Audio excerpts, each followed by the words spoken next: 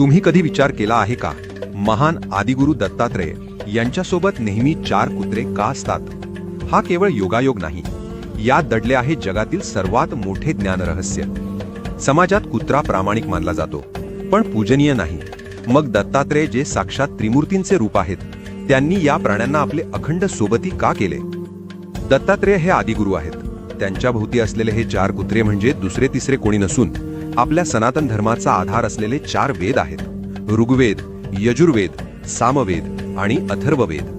दत्तात्रेय वेदांचे नुसते ज्ञाता नाहीत, तर ते वेदांचे जिवंत स्वरूप आहेत.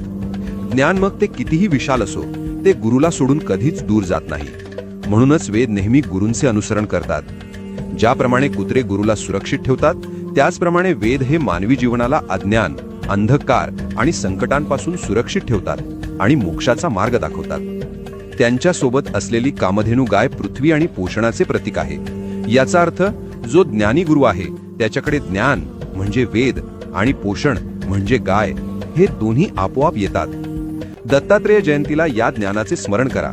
तुमच्या जीवनातील ज्ञानाचे स्रोत काय आहेत? कमेंटमध्ये